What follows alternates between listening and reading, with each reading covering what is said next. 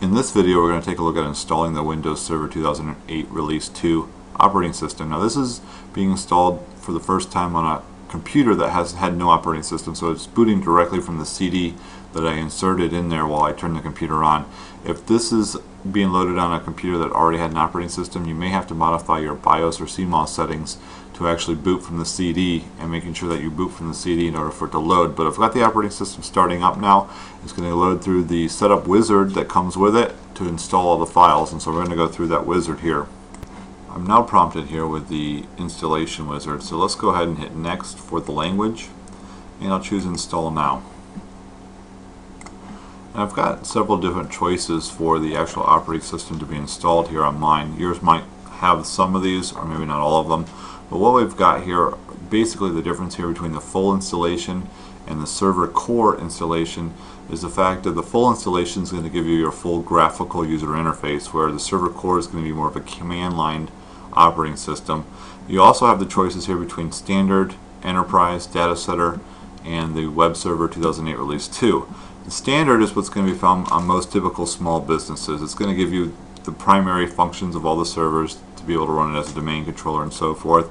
Enterprise gives you a little bit more options, gives you basically more RAM that you can have installed on your computer, and there's a couple other differences between them, but the standard we're going to get away with on our lessons to be able to use. More of the mid-sized companies are going to probably use the enterprise, and of course the large data centers are going to use the data center version. The web server 2008 release 2 is more of a stripped down version to run as a web server itself, and so I'm going to choose the full installation on the standard version, and we're going to go ahead and hit next. And I'm going to go ahead and accept the license agreement.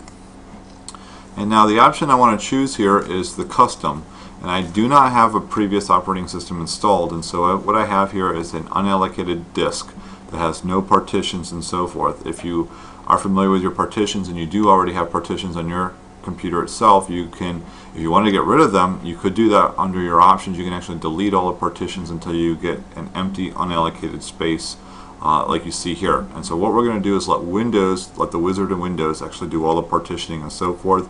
Now that I've got this highlighted, I'm just going to go ahead and hit next.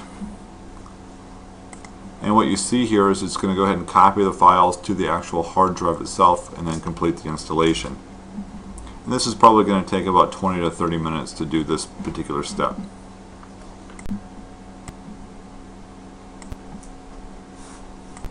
After your computer completes the installation, what it's going to do is restart, and then you're going to be prompted here to change the password for the first time you log in. And I'm going to go ahead and choose OK here, and we're going to have to set a password that's going to meet the complexity requirements for Windows Server 2008. Basically, you're going to need to have 3 of the 4 things. You're going to need to have a symbol, an uppercase character, lowercase character, or number. And so 3 of those 4 things have to be there, and we're going to want to set it at least 8 characters long. So the password I typically use is just the capital P, the @ symbol, SSWORD. And what it allows us to do is have a complexity requirements met. I'll type it in again, capital P, the @ symbol, SSWORD, and then I'm going to go ahead and hit this little arrow to begin. And it says my password has been changed. Now we'll hit OK to log in. And after your computer logs in, you're going to be prompted with the initial configuration tasks window, and we'll talk about that here in the next lesson.